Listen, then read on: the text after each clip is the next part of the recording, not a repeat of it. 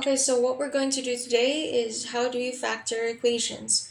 Now, our first method is FOIL method. F for first, O for outside, I for inside, L for last. For example, we have x plus 3 and x plus 2. So what we're going to do is multiply the first terms, which is x and x squared, the outside terms, which is x and 2, that is 2x. The inner terms, which is 3 and x, 3x. Then the last terms, which is 3 and 2, that is 6. Now all we have to do is combine similar terms. So 2x plus 3x, that is 5x, plus 6. Another example is 3x minus 1 and x plus 7. Again, same process, 3x times x, that is 3x squared. The outside terms, which is 3x and 7, we have plus 21x. The inner terms, which is negative 1 and x, that is negative x. The outside terms, which is negative 1 and 7, we have negative 7. Combine like terms, we have 3x squared plus 20x minus 7. Another example, we have p minus q over, squared.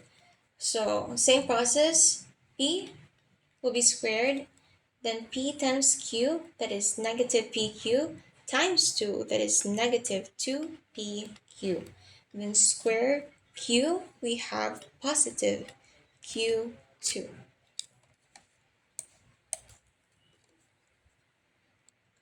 Another example is 2z minus 3 and squared.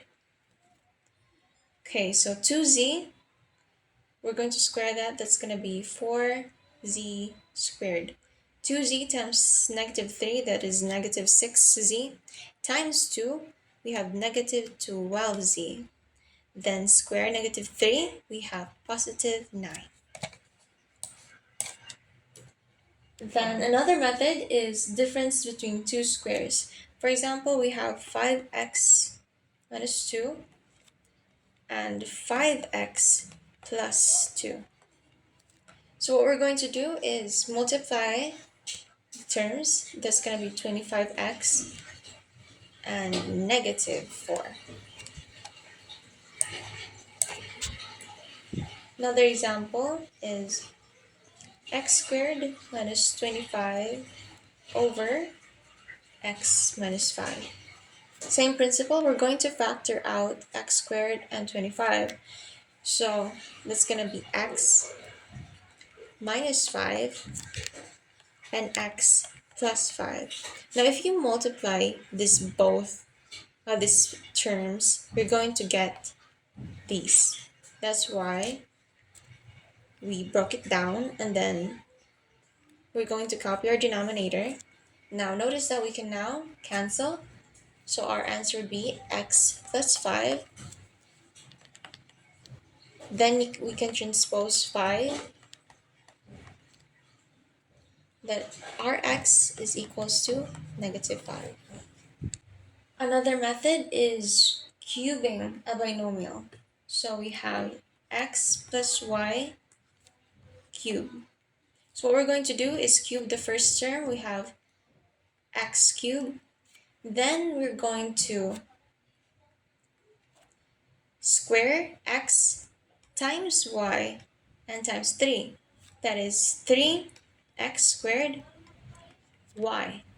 Then for the next term, we're going to square y times x, then times 3. That is 3xy squared. Then for the last term, we're going to square y. Then we have y cubed. Cube the last term, which is y cubed. A plus 1 cubed. So what we're going to do is cube a, that's a3. Then we're going to square it. then times 3, that is 3a squared. Then plus, we're going to square 1, that's still going to be 1, times 3, that's 3, times a, that's 3a. Then we're going to cube 1 again, so that is 1.